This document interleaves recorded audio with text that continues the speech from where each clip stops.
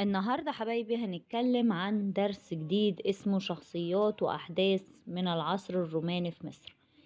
في الفيديو اللي فات اتكلمنا فيه عن البطالمة في مصر، واتكلمنا فيه عن الملكة كليوباترا اللي اتحالفت مع القائد الروماني أنطونيوس ضد القائد الروماني أكتافيوس، واتجابلوا كلهم مع بعض في معركة أكتيوم البحرية اللي انتهت بهزيمة وانتحار أنطونيوس وكليوباترا وانتصار القائد أكتافيوس.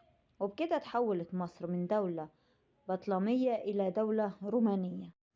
من أشهر الشخصيات الرومانية أكتافيوس الذي أصبح إمبراطورا بعد وفاة يوليوس قيصر.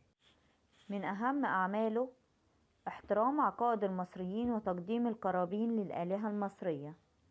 2. اهتموا بالزراعة وتطهير الترع والمصارف وإعادة بناء الجسور.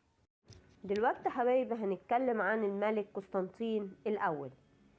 قسطنطين الأول كان حكمه هو نقطة تحول في تاريخ المسيحية، لأنه أصدر مرسوم ميلان سنة 313 ميلاديا. المرسوم ده أنهى بيه العقوبات اللي كانت مفروضة على كل من يعتنق المسيحية، وكمان اعترف بالديانة المسيحية إلى جانب الديانة الوثنية، وبكده انتهى عصر اضطهاد المسيحية، وكمان أعاد ممتلكات الكنيسة المصادرة. تعالوا بقى يا حبايبي نتعرف على أهم الآثار الرومانية في مصر. أول أثر معانا هو حصن بابليون بالقاهرة، وتم اختيار هذا الموقع لأنه بيتوسط مصر بين الوجه البحري والوجه القبلي، وبالتالي يسهل على الرومان طبعا السيطرة على أي ثورات ضدهم. الأثر الثاني هو المسرح الروماني، وده في الإسكندرية، والرومان أقاموا المسارح الرومانية دي للاحتفال بالأعياد الدينية وأعياد الإمبراطور. الأثر الثالث اللي معانا هو معبد دير السوداء، وده اتعمل من طابقين، الطابق الأسفل للعبادة والأعلى للسكن. أما الأثر الأخير اللي معانا هو عمود السواري، وده كمان في اسكندرية.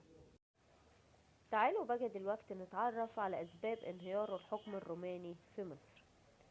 أول حاجة إن الرومان حرموا المصريين من الاشتراك في حكم بلادهم. رقم 2، أساء الرومان معاملة المصريين أصحاب الأرض، واعتبروهم طائفة دنيا تخدم الرومان والأغريق، مما أدى لكراهية المصريين لهم.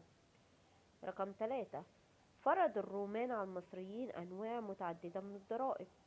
4، ثورات المصريين ضد الرومان، وكان أهمها ثورة الرعاة في الدلتا.